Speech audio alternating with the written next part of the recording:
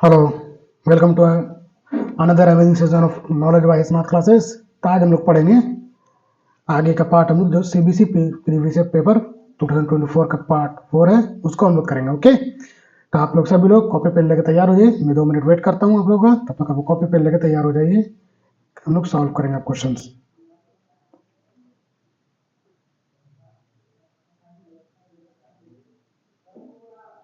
चलो तो हम लोग करते हैं start.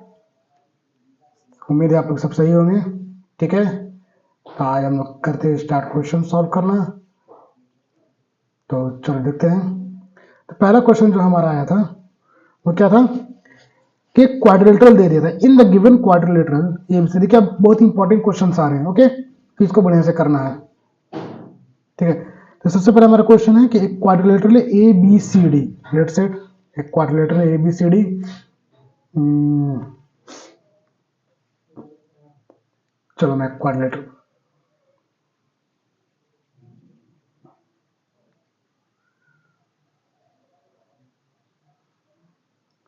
Suppose this is quadrilateral A B C D. Okay, अब इसमें बोल रहा है कि एक quadrilateral A B C D दे दिया है, A B C D. Okay, now if diagonal BD जो है एक बीडी। ठीक है, ओके रुको, थोड़ा सा डायग्राम चेंज।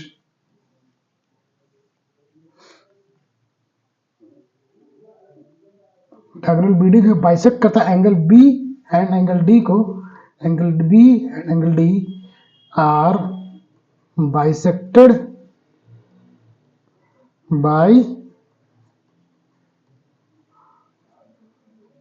Diagonal BD. इसको बाइसेक्ट करता है। तो हम लोग देखते हैं कैसे बाइसेक्ट कर रहा है। तो बाइसेक्ट कर रहा है यानी ये एंगल इक्वल होगा, यानी ये एंगल एक्स है तो ये एंगल एक्स होगा, ये एंगल वाई है तो ये एंगल वाई होगा।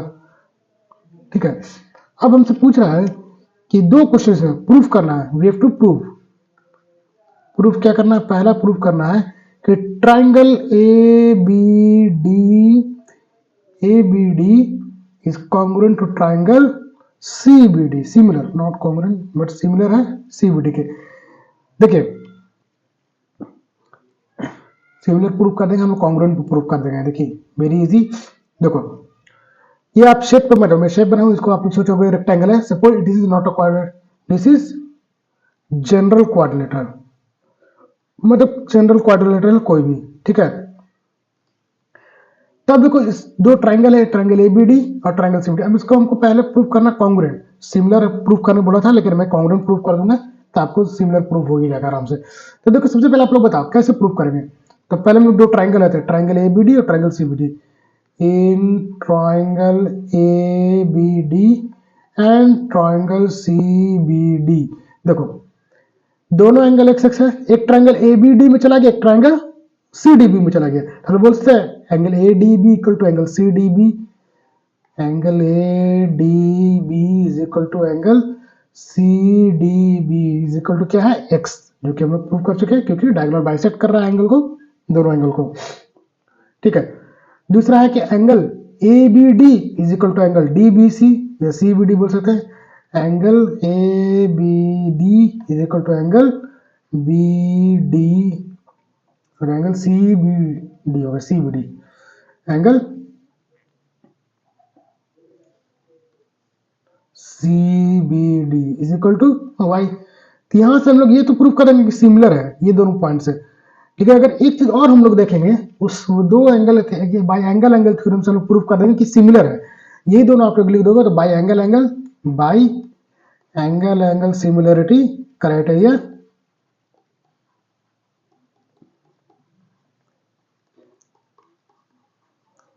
क्वेश्चन में सिमिलर आया था, लेकिन मैं आपको कॉन्ग्रुएंट प्रूफ करके बताऊंगा। सिमिलरिटी क्राइटेरिया से ट्राइंगल ए बी डी जो है सिमिलर हो गया ट्राइंगल सी बी डी के। Triangle A B D is similar to triangle C B D. अब हमको कॉन्ग्रुएंट प्रूफ करना तो कोई एक साइड चाहिए होगा। तब एक साइड देखो कौन सा होगा इन दोनों ट्राइंगल में, ट्राइंगल ए बी डी। हाँ वेरी गुड, ये साइड देखो, ये जो साइड है ये वाला, ये जो साइड है दोनों में कॉमन है। तो B D equal to B D हम लोग लिख सकते हैं, since B D is equal to B D, क्यों? Common side.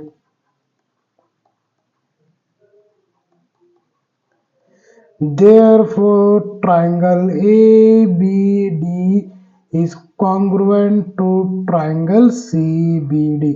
अभी कॉन्ग्रुएंट होगा तो हम लोग बोल सकते हैं, तो कौन सा, ये दोनों इक्वल हो जाएगा, कौन कौन, देखो ये साइड ये तो इसके अपोजिट ये है कि इसके अपोजिट, यानी ये और ये इक्वल हो जाएगा, देखो ये और ये और ये और ये इक्वल हो जाएगा, ठीक है, ठीक है, और ये भी यूज कर लेंगे। देखो ये एंगल है एक्स, एक्स का अपोजिट ये है, तो ये एक्स का अपोजिट कौन है, ये है, हम लोग ऐसे देखेंगे एंगल एक्स, ये दोनों इक्वल है, तो एक्स का अपोजिट कौन है, ये साइड बी सी इस ट्राइंगल में, और इस ट्राइंगल में कौन साइड है, साइड ए बी, तो side A B is equal to B C, कौन हो गया, side A B is equal to, therefore A B is equal to B C, और B D equal to B D है, तो तीसरा side कौन सा हो गया, तीसरा साइड आपका कौन था, देख लो A D equal to C D हो जाएगा, तो A D equal to and A D equal to C D. तो दूसरा पार्ट यही था, हम लोग को प्रूव करना था कि A B equal to B C, दूसरा हम क्या प्रूव करना था, A B is equal to B C prove करना था, हेंस वी हैव प्रूव्ड। हम लोग ऐसे लिख सकते हैं कि मतलब by since triangle A B D is congruent to triangle C B D, तो ऑब्वियस सी बात है A B is equal to B C, A D equal to C D. बहुत सारे क्या अपोजिट साइड को इक्वल करें, अपोजिट साइड इक्वल नहीं होगा क्योंकि हम लोग को देखना जो एंगल इक्वल है उसके अपोजिट वाला साइड, जैसे एंगल ये एंगल इक्वल है तो इसका अपोजिट साइड ये है, तो ये इक्वल, और ये एंगल इक्वल है तो इसका अपोजिट ये, तो जो एंगल इक्वल होता है उसका अपोजिट साइड वाला इक्वल होता है, हमने पढ़ा ना। ऐसे भी आइसोसेलेस ट्रायंगल में क्या होता है, इक्वल साइड्स, ऐसे भी पढ़ा कोई भी ट्रायंगल में, ठीक, angle opposite to side opposite to equal angles are equal, ये इक्वल है, ऐसे वो सेम ट्रायंगल में हो या फिर कॉन्ग्रुएंट ट्रायंगल में हो तो सेम बात हो जाएगा, कॉन्ग्रुएंट होना चाहिए दोनों ट्रायंगल, अगर कॉन्ग्रुएंट नहीं तो नहीं होगा, ठीक है, बहुत इजी है, इतना आसान आसान क्वेश्चन आए थे। अब देखो एक और क्वेश्चन था कि शो दैट, देखो ये बहुत ही अच्छा क्वेश्चन है, ये बहुत ही सब 2 मार्क्स से ज्यादा का क्वेश्चन है भी नहीं। एक क्वेश्चन था कि प्रूफ करना है कि 5 माइनस 2√3 इज इरेशनल, ये तो बहुत ही इजी है, बहुत से लोग इतना बड़ा नंबर देख के, हालांकि √3 या √2 रहता या √5 रहता तो ये सब थोड़ी दिक्कत होता, लेकिन इस तरह को ये इरेशनल प्रूफ करना, और ये भी क्वेश्चन में दे भी दिया है कि given that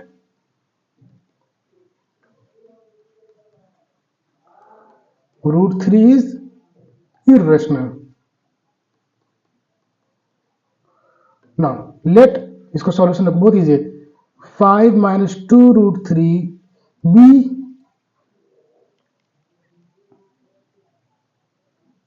rational number, 5 minus 2√3 क्या है, एक रेशनल नंबर हो, ओके। जब ये रेशनल नंबर होगा तो हम लोग इसको ए बाई बी के फॉर्म या पी बाई क्यू के फॉर्म में लिख सकते हैं, तो मान लेते हैं 5 minus 2√3 is equal to A by B, where A and B are coprimes, A and B are, ये बहुत इंपॉर्टेंट पॉइंट है लिखना, आप लोग एग्जाम में पॉइंट नहीं लिखोगे तो आपका नंबर कटेगा, को प्राइम्स, को प्राइम्स यानी दो ऐसे नंबर जिनका HCF 1 हो, यहाँ मैं लिख दे रहा हूँ HCF 1 हो, ठीक है। 5 minus 2√3 is equal to A by B, तो हम लोग क्या लिख सकते हैं, minus 2√3 is equal to A by B plus 5, sorry minus 5, minus हो जाएगा -5, इसको हम लोग लिख सकते हैं एलसीएम लेके माइनस 5b बाई बी, ये अभी तक रेशनल है। अब -2 से डिवाइड कर देंगे तो √3 is equal to A minus 5b by B divided by -3, तो माइनस ऊपर चला जाएगा प्लस हो जाएगा 5b minus A upon 3b।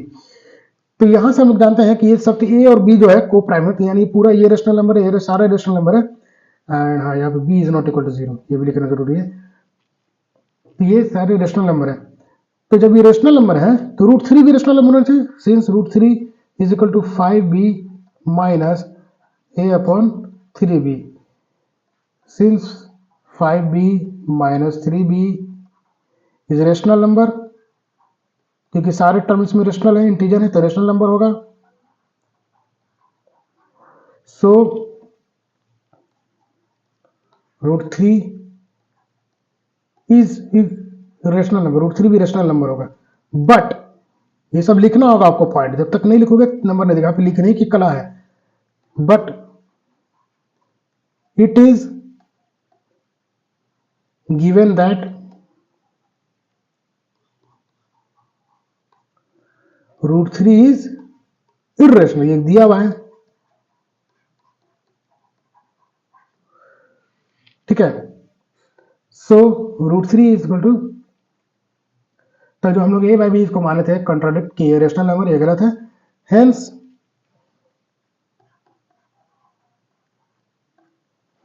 Our assumption that 5 minus 2√3 is rational is wrong. So 5 minus 2√3 is irrational number। ये पूरा पॉइंट आपको लिखना होगा तभी आपका होगा। चलो ठीक है, तो इसको फिर से आप लोग एक बार देख लो शुरू से। क्या करें, 5 माइनस 2√3 इरेशनल है, गिवन है कि इरेशनल है, ये हमको प्रूफ करना था। रुको यहाँ पे मैं लिख रहा हूँ, prove that 5 minus 2√3 is irrational given that √3 is irrational. तो 5 माइनस 2 को हम लोग रेशनल नंबर मान लिए, तो उसको हम लोग किए, तो हमने क्या पाया कि हमारा जो एजम्पशन था वो रॉन्ग था। चलो आप लोग नोट कर लेना, मैं धीरे धीरे इसको सेलेक्ट कर रहा हूँ। चलो आते हैं अब नेक्स्ट क्वेश्चन। इसी का एक और पोर्शन, जो किसी को मन किया को दूसरा करने का, तो इसी क्वेश्चन का एक और पार्ट था, पार्ट नहीं कहते, ऑप्शन में था। ऑप्शन में क्या था कि show that the number 5 into 11 into 17 plus 3 into 11 is composite. ये कंपोजिट है। अब ये कंपोजिट वगैरह कैसे होगा, कंपोजिट, ठीक है। तो कंपोजिट नंबर कौन होता है, पहले बताओ, कंपोजिट नंबर जो 2 से डिविजिबल हो, होता है नहीं, 2 से डिविजिबल हो नहीं, बल्कि कंपोजिट नंबर वो होते हैं, वो इवन होते हैं 2 से डिविजिबल। Very good. बहुत से लोग जल्दी लोग क्या कहते हैं कि जो कंपोजिट वो नंबर हो गए जो 2 से डिविजन है, और जो प्राइम नंबर वो हो गए जो 2 से डिविजिबल नहीं। अरे भाई 2 तो 2 से खुद डिविजिबल है लेकिन वो प्राइम नंबर है, 9 तो 2 से डिविजिबल नहीं है लेकिन वो कंपोजिट नंबर है। तो कंपोजिट नंबर कौन हो गए, जिनके क्या हो गए, फैक्टर्स मोर देन 2 हो। 2 यानी नंबर ऑफ 2, यहाँ तो 2 चलो 2 हो, एक 1 होगा, एक नंबर इट सेल्फ, और एक and some other factors and other factors. तो इस नंबर को हम लोग ऐसा स्प्लिट करके लिखेंगे कि इसमें हम लोग जान सकें कि इसमें कितने फैक्टर्स आते हैं। जैसे ये यहाँ है, चलो इसको सॉल्यूशन बनाते हैं। सबसे पहले हम लोग नंबर लिखते हैं, ओके। क्या है,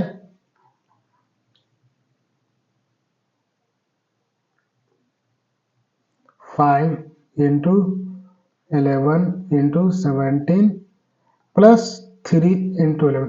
यहाँ से सबसे पहले हम दोनों में से 11 कॉमन निकाल लेते हैं, इसको 11 इंटू 5 इंटू 17 प्लस 3। ये कोई नंबर है, देखते हैं कितना। बहुत से लोग क्या करेंगे, पूरा इसको मल्टीप्लाई कर देंगे और फिर वो प्रूफ कर देंगे, वैसे भी हो जाएगा प्रूफ, लेकिन उसको हम लोग को निकालना फैक्टर्स, फैक्टर्स जो प्राइम फैक्टर्स हो, ठीक है, एंड अदर प्राइम फैक्टर्स, ठीक है। 1 हो, 2 हो, 3 हो, 5 हो, क्योंकि जो भी नंबर कंपोजिट नंबर है तो उनको प्राइम नंबर लिख सकते हैं। 9 कंपोजिट है तो इसको लोग प्राइम फैक्टर में लिख सकते हैं, 3 स्क्वायर। मान लो आपका 12 कंपोजिट है तो इसको हम लोग 2 स्क्वायर इंटू 3 लिख सकते हैं, 2 स्क्वायर इंटू 4, 4 इंटू 3 12। तो कोई कभी भी हम लोग जो फैक्टर होता है उसको हम लोग ऑलवेज प्राइम फैक्टर में लिखते हैं, प्राइम, इसलिए हम लोग पढ़ते हैं प्राइम फैक्टराइजेशन मेथड, ओके। तो जो भी फैक्टर्स होते हैं उसको हम लोग प्राइम नंबर के फॉर्म में लिखना होता है, इसलिए हम लोग प्राइम फैक्टराइजेशन। देखो 11 तो प्राइम नंबर है, इसको करने की जरूरत नहीं, 11 इंटू आप देखो 5 इंटू 17 इंटू 3। अब इसको लोग कैसे करेंगे, ये तो डायरेक्ट रहता तो हम लोग लेते, लेकिन 5 इंटू 17 प्लस 3 है, तो 17 plus 5, 17 5 85 plus 3 that is 11 into 88। अब 88 है तो इसको हम लोग लिख सकते हैं 11 इंटू 88 का वैल्यू क्या हो गया, 8 इंटू 11 यानी 11 स्क्वायर इंटू 8 का वैल्यू क्या हो गया, 2 क्यूब, ठीक है। तो यानी इसके फैक्टर्स 11 आ गए, 2 आ गए, मतलब अदर देन, मतलब इसका प्राइम फैक्टर एक 1 था, 1 के अलावा एक और खुद नंबर आ गया, तो यानी ये कंपोजिट नंबर है। Since it has 2 and 11 as prime factors, which is other than 1 and itself, ये नंबर जो भी हो उससे अलग है, सो it is composite number, so it is composite. ये देखो, इस पार्ट में 2 नंबर का पार्ट था, लेकिन इसमें दोनों नंबर में हमको, दोनों क्वेश्चन में हमको क्या था, रिटर्न टेस्ट कर रहा था एग्जामिनर कि आप डेटा को लिख सकते हैं। नहीं तो 11 into 2 square, 11 square into 22 cube लिख दिया, हो गया 121 आ गया, 121 इंटू 8 कर देंगे तो जो भी आएगा वो नंबर हो जाएगा। जैसे मान लो फॉर एग्जाम्पल 4 क्या है, कंपोजिट है, तो 4 का हम लोग लिख सकते हैं 2 स्क्वायर, यानी जो फैक्टर 2 आया इसका तो एक फैक्टर 2 आ गया, 2 क्या है, एक 1 और 4 दोनों से अलग है, ठीक है, तो 2 जो है ना 1 और 4 से अलग हो गया, तो यानी ये कंपोजिट नंबर हो गया। अब ये 3 है, 3 का फैक्टर क्या है, 1 होगा या तो 3 होगा, यानी इसका सिर्फ एक नंबर 1 है, 3 इटसेल्फ है, ठीक है, तो ये प्राइम नंबर हो गया। लेकिन 4 का क्या हो गया, एक 1 है, 4 है, 4 के अलावा 2 आ गया, तो यानी ये कंपोजिट नंबर है। चलो आगे बढ़ते हैं हम लोग।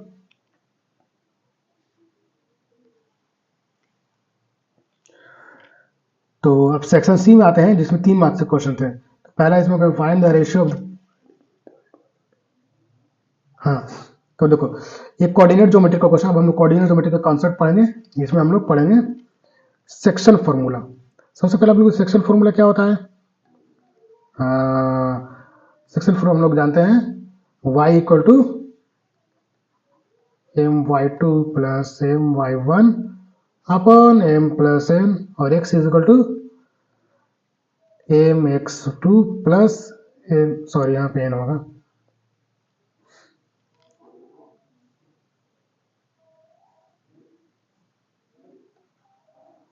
nx1 upon m plus 1, sorry m plus n, ठीक है। और दोनों सब क्या है, ये इंटरनली, इसको क्या बोलते हैं हम लोग, इंटरनली, इंटरनल डिवीजन हो रहा है इसलिए इसको इंटरनली बोलेंगे। तो चलो हम लोग देखते हैं क्या फॉर्मूला है। तो पॉइंट है, पॉइंट P, ठीक है, 8/5 कॉमा y, यहाँ पे हम लोग को y निकाला, विच divide the line segment joining the point 2, 2 point है, एक पॉइंट A है इसका 1,2 है, और एक पॉइंट B है 3 इसका, जिसका 2,3 है। तो इस पॉइंट, दो पॉइंट से जो लाइन सेगमेंट बन रहा है, मान लो A यहाँ पे है, B यहाँ पे है, A है यहाँ पे 2,3, अब B है यहाँ पे, चलो यहाँ पे B है, यहाँ पे मान लेते हैं 1,2, ठीक है। तो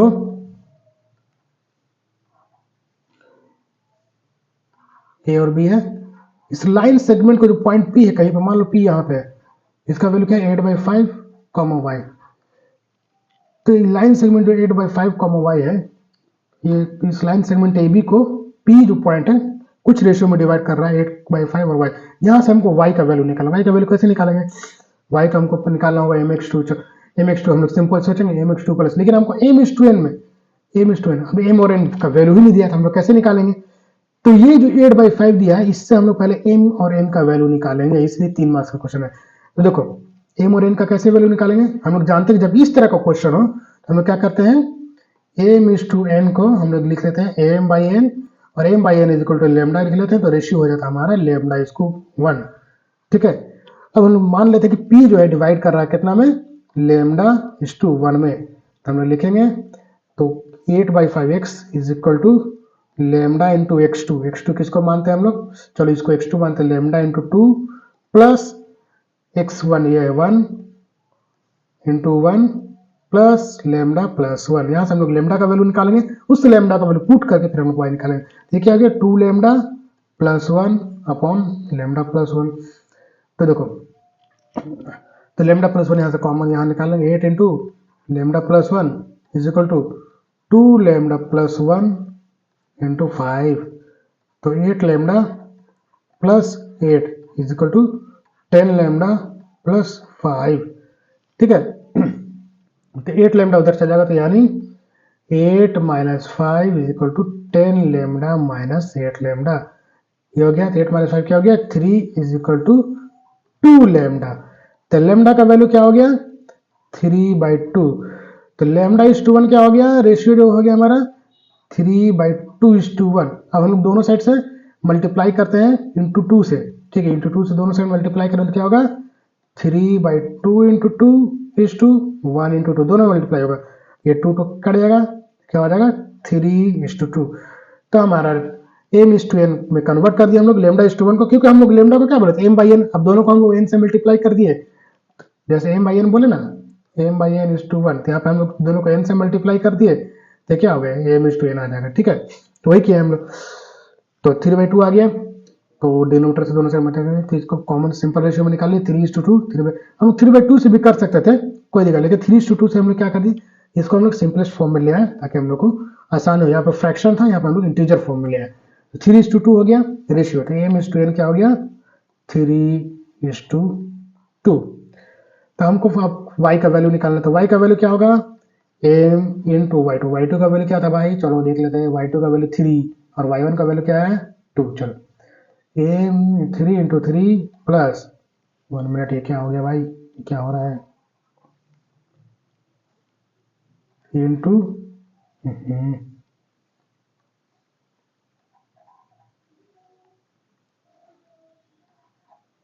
3 इंटू 3 प्लस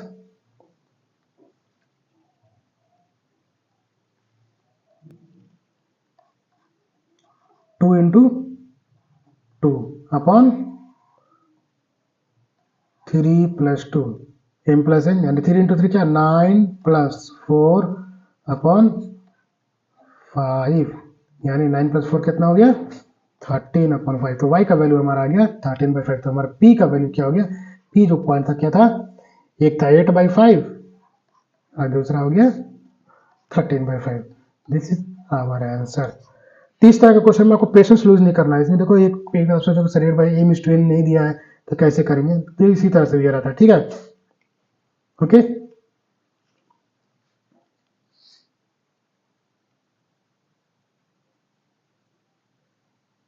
चलो आगे बढ़ते हैं और क्वेश्चन में, फिर एक है इसी का और पार्ट था, एक और इसको कंप्लीट करके हम लोग, ये देखो मेरा पेन थोड़ा लगता है खराब, तो मैं इसको ठीक कर दूं, आगे करते हैं, ओके।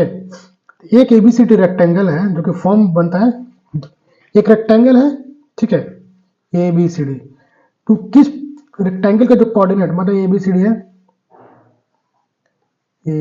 एबीसीडी, हमको एबीसीडी का डिस्टेंस नहीं दिया, बी कितना है सीडी, ए का पॉइंट दे दिया -1,1 -1,1, बी का वैल्यू दे दिया -1,6, सी का वैल्यू दे दिया 3,6 और डी का वैल्यू दे दिया है 3,-1। देखो इसको आप लोग ग्राफ में बनाओगे तो फटाफट बन जाएगा, लेकिन ग्राफ में आपको बनाने की जरूरत है क्योंकि ग्राफ मोटा रहेगा। अब बोला P Q R S are mid points of side A B B C D A and show that the diagonals of the पीक वायरस बाइसेक्ट ईच अदर। अच्छा बोल, तो पी क्यू आर एस क्या बन रहा है, मिड पॉइंट है P Q R S, A B का पी है, ये इसका क्यू है, इसका आर है, इसका एस है, ठीक है। पी क्यू आर जो है मिड पॉइंट है ए बी के, बी सी के क्यू है, आर है सी डी का, यहाँ पे आर सी डी का और एस है ए डी का, ओके। तो पहले हम लोग इस मिड पॉइंट से फाइंड करेंगे पी क्यू आर एस का वैल्यू क्या आता है, उसके बाद फाइंड करना show that the diagonals of P Q R S bisect each other. Bisect each other मतलब क्या हो गया, मतलब ये बाइसेक्ट कर रहा है ईच अदर को, ठीक है। तो बाइसेक्ट करेगा मतलब क्या हो गया, किसका डायगोनल बाइसेक्ट करता है ईच अदर, पैरेललोग्राम, यस। तो हमको पी क्यू आर एस को फॉर्म शो करना है कि ये पैरेललोग्राम है। देखो पैरेललोग्राम होता है, रेक्टेंगल होता है, एक रेक्टेंगल में क्या होता है डायगोनल इक्वल होता है, बाइसेक्ट ईच अदर करते हैं, और रोम्बस होता है उसमें डायगोनल बाइसेक्ट ईच अदर करते हैं 90 डिग्री में, लेकिन डायगोनल इक्वल नहीं होता है। यहाँ पर हम लोग सिर्फ बाइसेक्ट से मतलब होता है, बाइसेक्ट यानी पी क्यू आर एस हम लोग क्या प्रूफ, रेक्टेंगल प्रूफ कर देंगे तो भी हो जाएगा। अगर पी क्यू आर एस हम लोग सिंपली ये बोलते हैं रोम्बस प्रूफ कर दे तो भी हो जाएगा, लेकिन सबसे इजी क्या है, पी क्यू आर एस हम लोग पैरेललोग्राम प्रूफ कर दे, यानी अपोजिट साइड्स आर इक्वल। ठीक है, तो ये पैरेललोग्राम रहेगा। चलो पहले हम लोग एबीसीडी लेकर पी क्यू आर एस निकाल लेते हैं। पहले पी का वैल्यू निकालते हैं। चलो मैं कलर चेंज कर लेता हूँ।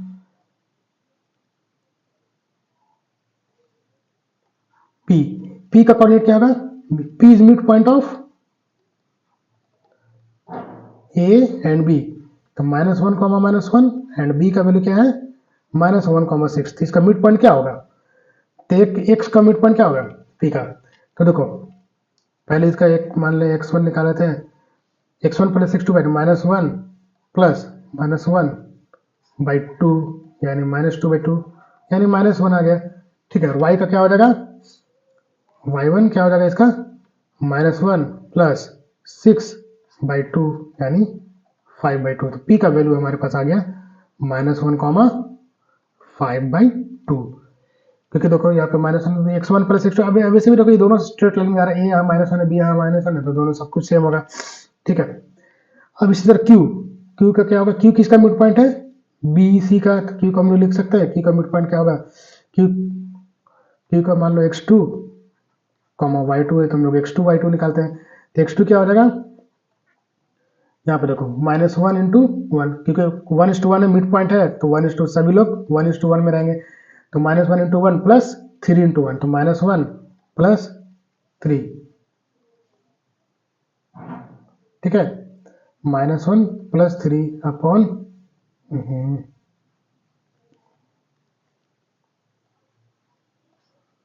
2, डेट 3 -1 इज 2, 2/2 यानी 1। x2 हो गया, y2 क्या हो गया, y2 देखो दोनों में 6 6 है, तो ये वही हो जाएगा 6 प्लस 6/2 यानी 6 आएगा, 6 प्लस 6/2 यानी 12/2 यानी 6। तो मेरा q का वैल्यू क्या हो गया 1,6। इस पॉइंट को ध्यान रखना, p का वैल्यू ये आया है, q का वैल्यू 1,6 है। इसके बाद r का वैल्यू देखते हैं x3, y3। तो x3 क्या होगा, r पहले हम लोग देखते हैं किसका मिड पॉइंट है, r है हमारा सी डी का, तो यानी 3 है, देखो ये भी 3 3 थे, एक तो 3 आ जाएगा, और यानी x2 मेरा 3 आ गया, डायरेक्ट लिख लेते हैं। y3 क्या हो जाएगा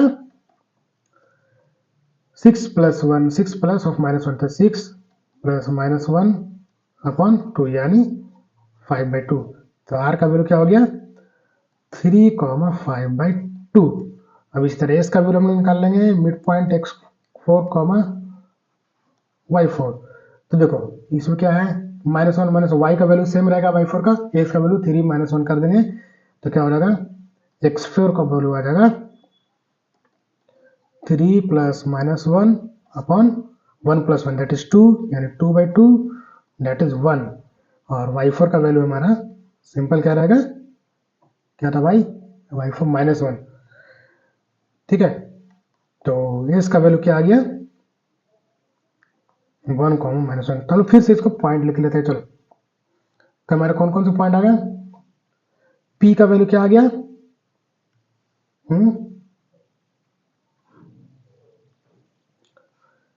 p का वैल्यू आया है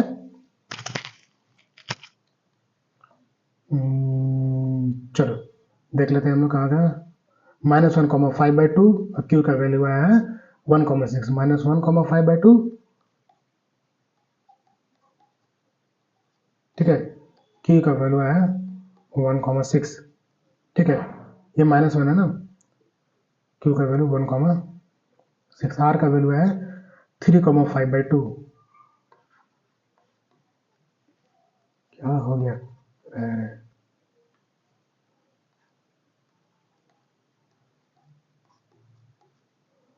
और s का वैल्यू आया है अभी -1, तो पहले हम सबको P Q Q R Q S सब निकाले थे, पी क्यू आर एस है, तो पहले पी क्यू निकालते हैं। पी क्यू का वैल्यू क्या होगा, अब यहाँ पे √x2 - x1 देखो,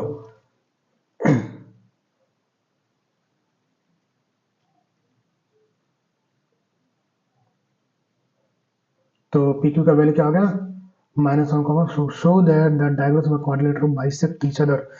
तो बाइसेक्ट करने के लिए, कुछ शो करने के लिए देखो 2-3 मेथड है, या तो इसको पैरेललोग्राम कर देंगे तो प्रूव हो जाएगा कि हां the triangles of parallelogram bisect each other, या फिर हम लोग क्या कर सकते हैं कि इसका डायगोनल बनाएंगे।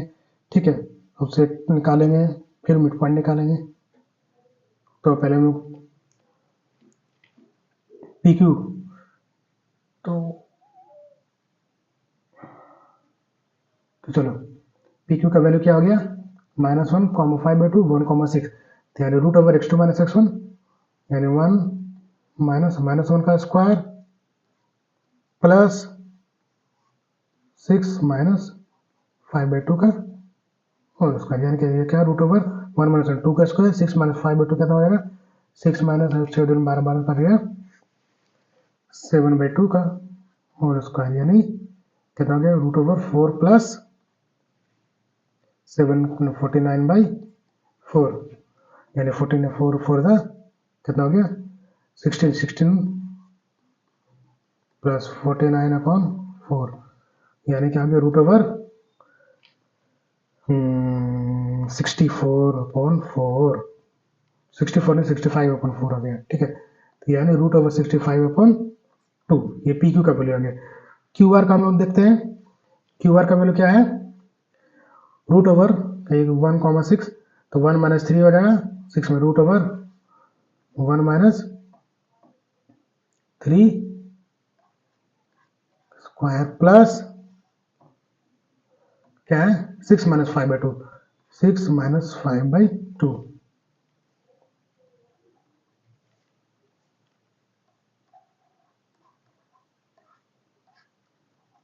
यानी 1 - 3 यानी √4 2 का स्क्वायर प्लस ये क्या हो जाएगा, ये भी वही है 6 - 5 7/2 का होल स्क्वायर, यानी इसको हम लोग लिख सकते हैं √65/2।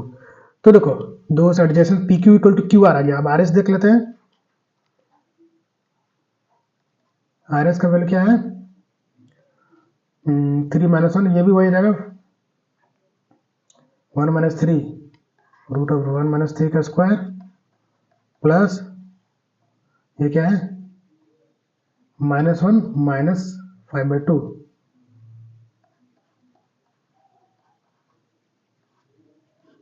ठीक है। तो देखो ये क्वाड्रिलेटरल है जिसका एडजेसेंट साइड इक्वल हो गया, तो हम लोग बोल देंगे कि क्या हो गया, तो -1 - 5/2 क्या हो गया -7/2, यानी √3 - 1 यानी 2 स्क्वायर प्लस 7/2 का स्क्वायर हो जाएगा, यानी ये भी √65/2 आ जाएगा। इसी तरह P Q Q R R S, और मैं एस पी निकालने के लिए बोल रहा हूँ, ये भी आ जाएगा आपका √65/2, आप लोग निकाल लेना। तो यानी all sides are equal, all sides किसके इक्वल होते हैं, रोम्बस के, या all sides are equal opposite है, तो so it is square, square भी हो सकता है या रोम्बस, या तो रोम्बस, या तो स्क्वायर होगा या फिर रोम्बस होगा। और दोनों का क्या होता है, दोनों एक पैरेललोग्राम है, तो so diagonals bisect each other, proved. यहां से हम लोग ने प्रूव कर दिया, ठीक है। आज के लिए इतना ही रख लेते हैं। Have a nice day, thank you. इस चैनल को सब्सक्राइब करें और अपने दोस्तों तक जरूर पहुंचाएं, थैंक यू।